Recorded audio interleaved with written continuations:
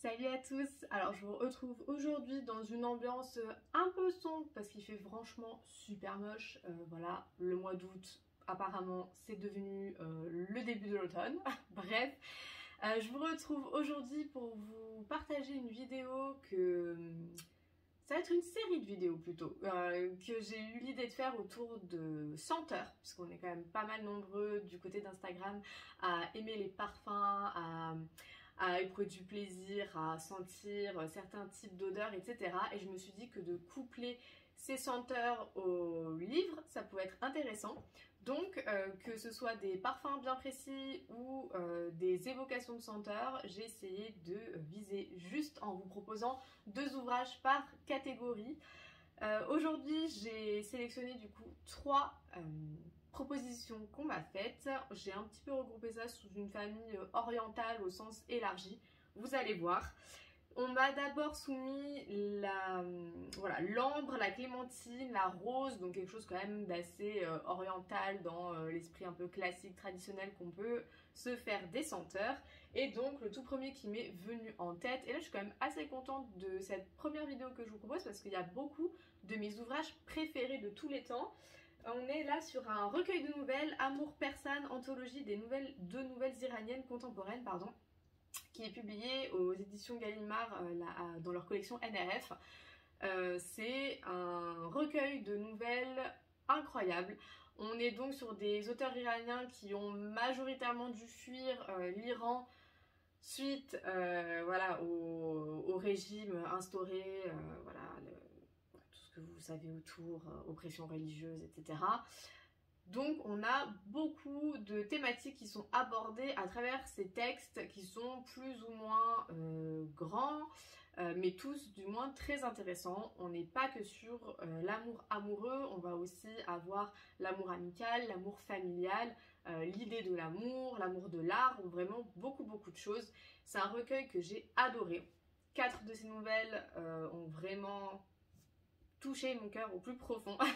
Elles étaient vraiment magistrales.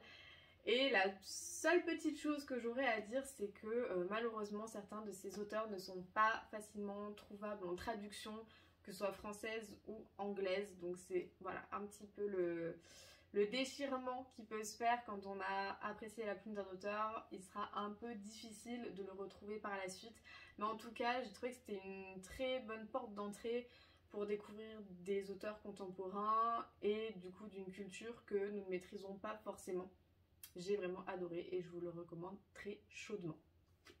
Ensuite, j'ai pensé à un recueil de poésie, parce qu'on n'en repose pas assez souvent à mon avis, et je vous ai sélectionné Mario Dessa Carneiro, L'amant sans amant, aux éditions La Différence, dans leur collection Orphée qui est très bien faite puisqu'on est sur une collection de poésie qui va proposer d'un côté le texte original et de l'autre côté sa traduction, donc ça c'est plutôt bien. Et ça permet vraiment d'apprécier vraiment toute la musicalité de la langue quand la retranscription française ne se prête pas forcément à tout un jeu de rimes, même si la rythmique est globalement respectée. Dans L'amant sans amant, on va être sur des histoires d'amour impossible, sur vraiment une mélancolie de l'auteur, un mal-être aussi qu'il va éprouver. Mario Dessa Carneiro, c'est un jeune auteur qui s'est suicidé à l'âge de 25 ans. Donc on est vraiment sur toute cette tradition entre guillemets de poète maudit. J'ai vraiment adoré sa plume qui est relativement facile d'accès. Même si sous une apparente simplicité de la prose ou de certaines constructions poétiques, on retrouve quand même des subtilités, des lectures à double sens et j'ai beaucoup aimé. Si vous pouvez lire du portugais ou si vous amorcez la découverte de la langue, je vous conseille quand même de le lire en version originale, c'est relativement accessible pour pouvoir vous procurer une anthologie, puisque c'est dommage que nous n'ayons pas plus de textes de cet auteur en traduction française. Mais voilà, je vous recommande chaudement si vous appréciez également tout ce que Baudelaire a pu faire. On retrouve un petit peu cet aspect dans ses écrits, ce que Verlaine a pu produire également. On retrouve un petit peu ça chez Mario Dessa Carneiro. Ensuite, on m'a proposé un parfum en tant que tel, le Mortel Noir de Trudon.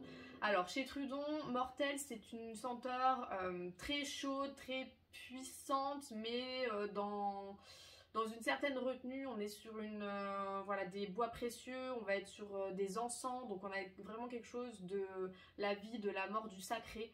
Et donc, pour ça, j'ai choisi des ouvrages un peu plus mystique peut-être. Le premier dont j'ai envie de vous parler, c'est Le Dernier Chant d'Orphée de Robert Silverberg, qui est publié chez Actu SF dans leur collection Helios. J'ai beaucoup aimé. Alors de manière générale, j'aime beaucoup les réinterprétations de mythes, les réécritures de mythes. Voilà, j'aime beaucoup l'Antiquité.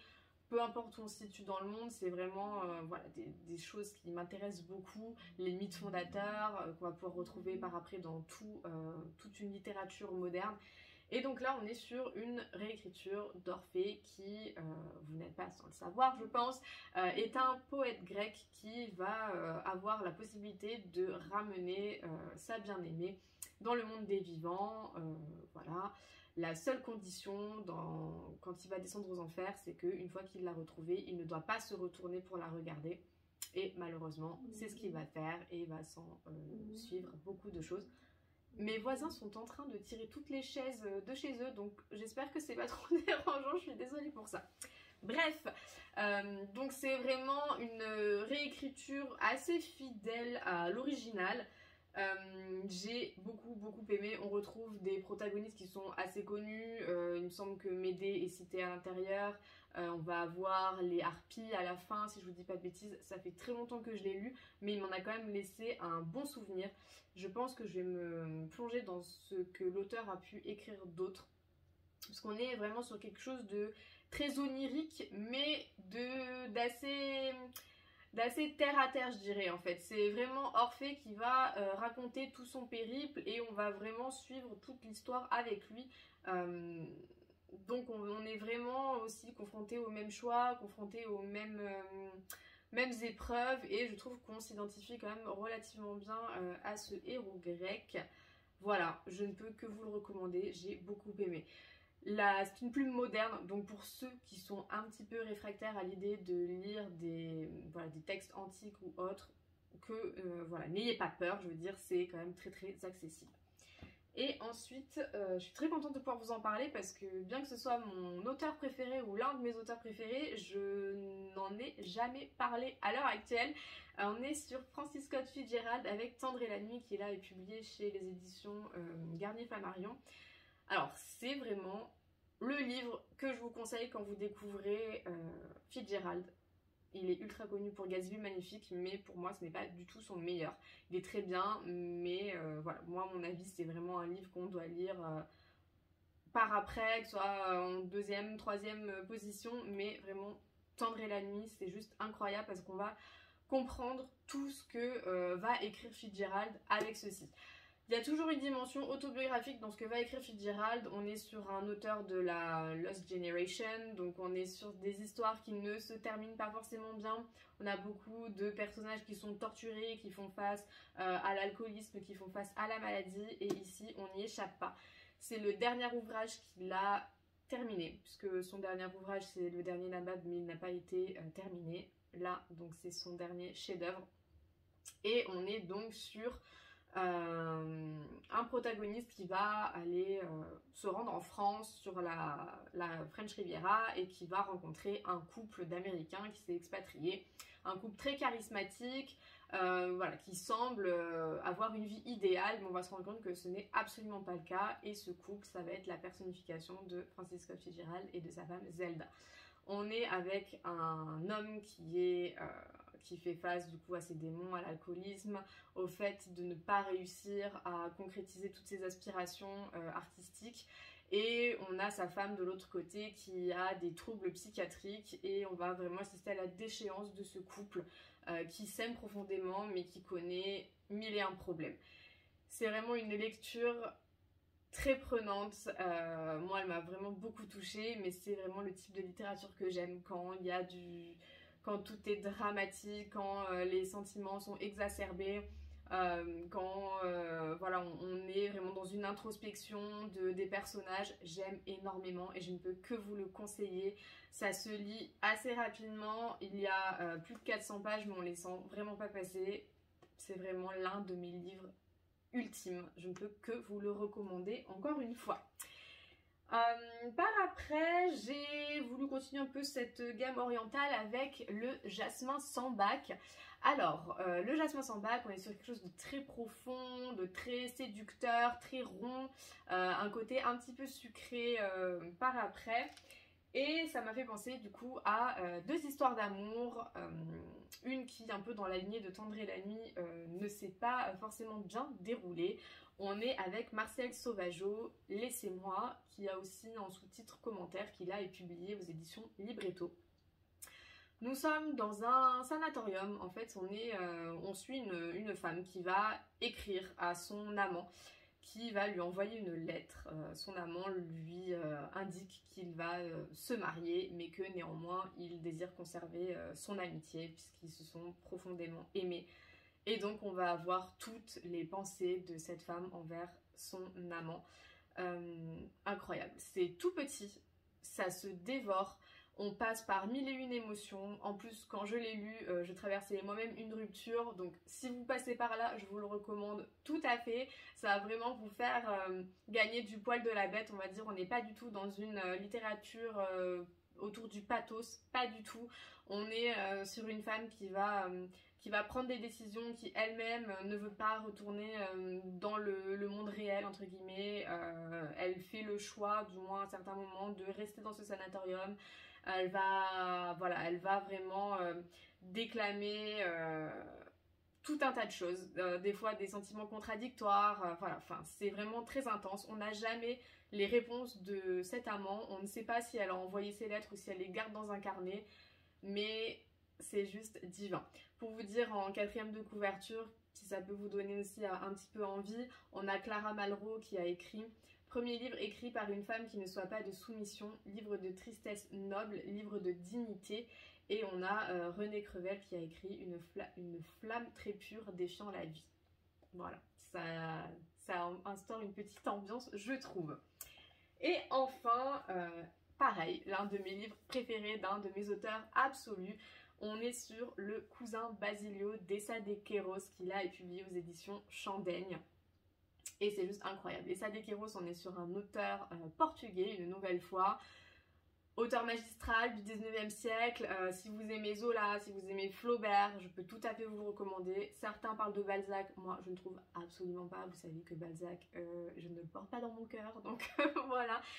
Mais le cousin Basilio, incroyable. Donc là, on se rattache un petit peu au côté entêtant, un petit peu empoisonnant, séducteur du jasmin sambac. On suit une jeune femme qui aime profondément son mari, qui vit un petit peu une vie de bourgeoise idéale. Son mari va devoir quitter la maison pour des raisons professionnelles, il part en voyage d'affaires. Et cette jeune femme va apprendre que son cousin revient du Brésil et elle va renouer un petit peu avec lui. Et son cousin est un séducteur patenté, alors qu'elle est une jeune femme très pieuse, très religieuse, très propre sur elle, etc.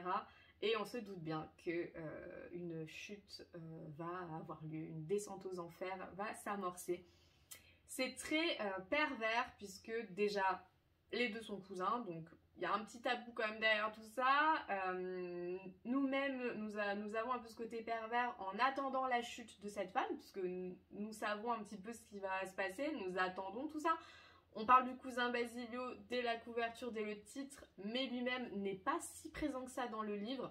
On est vraiment sur une obsession de la jeune femme, voilà, et tout va tourner autour de lui, elle va beaucoup se remettre en question, il y a beaucoup de sentiments de culpabilité.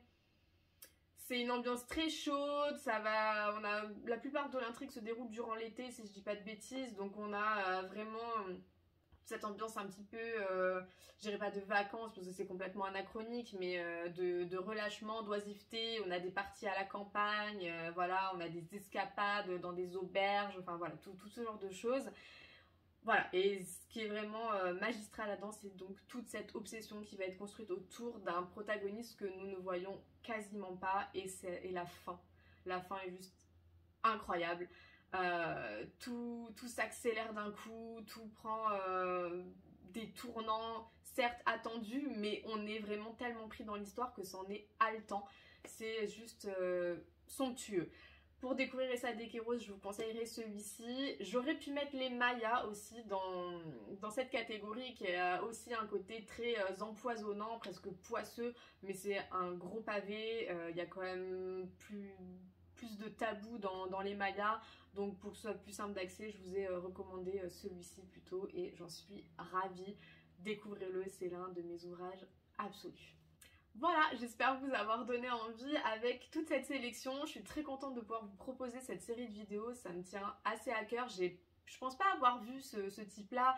Il y a pas mal de recommandations qui se font en ce moment, mais je trouvais que par le biais des senteurs, c'était plutôt bien parce que c'était assez évocateur pour certains d'entre nous. En tout cas, n'hésitez pas à me dire si vous avez lu certains de ces ouvrages ou si vous souhaitez les découvrir. Si vous avez des propres propositions par rapport aux senteurs qu'on m'a formulées et si vous-même vous en avez en tête, si vous avez envie que je vous fasse des propositions autour de tout ça, n'hésitez pas, je serai ravie de le faire. Je vous retrouve très bientôt, j'espère qu'il fera meilleur parce que nous sommes quand même début août et j'aimerais bien profiter de l'été à fond. À très bientôt, ciao.